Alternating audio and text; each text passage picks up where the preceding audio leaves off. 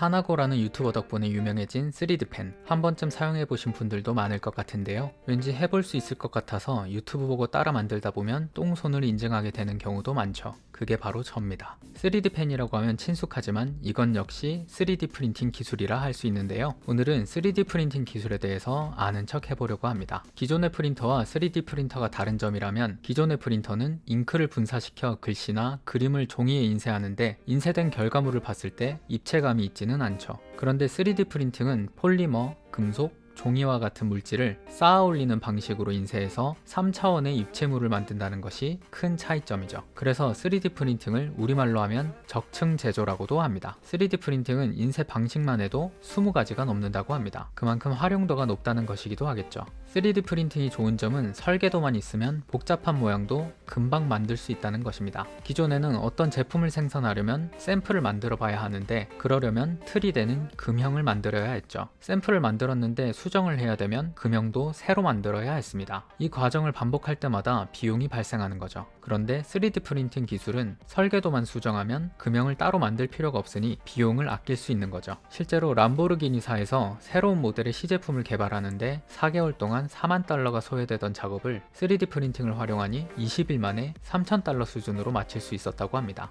3D 프린팅에 가장 보편적으로 쓰이고 있는 재료는 3D 펜에 쓰이는 것과 같은 필라멘트입니다. 끝이 뜨겁게 달구어진 노즐을 통해 필라멘트가 밀려 나오면서 녹게 되고 그것을 원하는 곳에 쌓으면 필라멘트가 다시 굳으면서 결과물이 만들어지는 것이죠. 이 방식을 퓨즈드 디포지션 모델링 FMD 방식이라고 합니다. 그런데 이 방식은 강도가 약하다는 단점이 있어서 보급형 3D 프린터에 주로 사용되죠. 그래서 산업 분야에서는 금속 분말을 활용한 3D 프린터를 많이 사용하고 있습니다. 금속 분말에 레이저를 쏘면 레이저를 맞은 부분이 가열되어 응집되고 결합되는 방식이라 높은 강도의 결과물을 얻을 수 있죠. 3D 프린팅이라고 하면 왠지 약할 것 같지만 금속 분말을 활용한 3D 프린팅은 우주 발사체 제작에도 사용될 만큼 높은 강도를 자랑합니다. 실제로 한국항공우주연구원에서는 한국생산기술연구원과 협력하여 뜨거운 열을 견뎌야 하는 로켓 연속이나 연료 탱크 같은 것들을 3D 프린팅으로 만들고 있죠. 강도는 유지하면서 더 가볍게 만들 수 있고 3D 프린터로 똑같이 찍어낼 수 있으니 적은 비용으로 여러 개의 발사체를 제작할 수 있다는 장점도 있죠.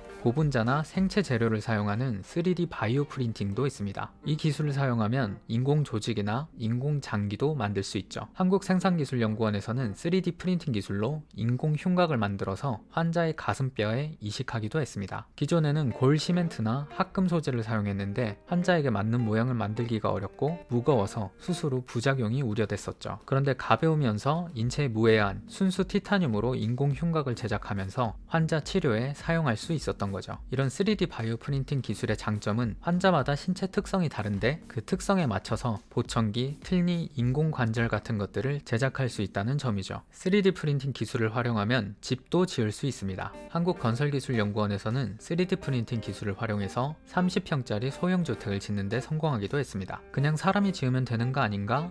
할 수도 있겠지만 이 기술이 중요한 이유는 저 멀리 우주에 있습니다. 만약 화성에 건물을 짓는다면 어떻게 짓는 것이 좋을까요? 모든 재료와 인력을 우주선에 태워보내려면 비용이 만만치 않게 될 겁니다. 반면에 우주선에 3D 프린팅 장비만 실어보내서 그곳에 있는 재료를 활용해서 건물을 지으면 훨씬 적은 비용으로 건물을 지을 수 있겠죠? 이렇게 보면 3D 프린터만 있으면 뭐든지 다 만들 수 있을 것 같은 느낌이 드는데 3D 프린팅에도 고민거리가 있습니다. 바로 3D 프린터를 활용한 불법 총기 제작 문제죠. 2012년에 세계 최초로 3D 프린터로 총기를 만들고 발사에도 성공한 미국의 코디 윌슨이라는 사람은 그 설계도를 인터넷에 공개했습니다. 설계도를 다운로드한 건수가 무려 10만 건이 넘는다고 하는데요. 이 설계도만 있으면 누구나 쉽게 총기를 만들 수 있고 플라스틱 재질이라 금속 탐지기에도 걸리지 않고 일련 번호도 없어서 범죄에 사용되어도 추적하기가 어렵죠. 총기 소지가 합법인 미국에서도 이 설계도의 공개가 불법이냐 합법이냐를 두고 공방 중에 있습니다. 새로운 과학기술에 의해 문제가 발생했다면 그 문제를 해결하는 것 또한 과학기술의 몫이겠죠. 그래서 3D 프린터로 제작된 총기가 어떤 프린터로 만들어졌는지를 추적할 수 있는 기술도 개발되고 있습니다. 동일한 기종의 3D 프린터라도 약간의 차이로 인해 미세한 차이가 발생한다고 합니다. 그래서 3D 프린터마다 지문이라고 할 만한 특징들이 있는데 이것을 스캔해서 어떤 프린터로 제작되었는지를 파악할 수 있는 기술이 개발되고 있죠. 물론 이것이 가능하려면 3D 프린터를 구입한 사람에 대한 정보가 필요해서 실제로 적용하는 데는 한계가 있을 것입니다. 있습니다. 더 나은 과학기술이 연구되어 문제를 해결해주지 않을까 기대해봐야겠습니다.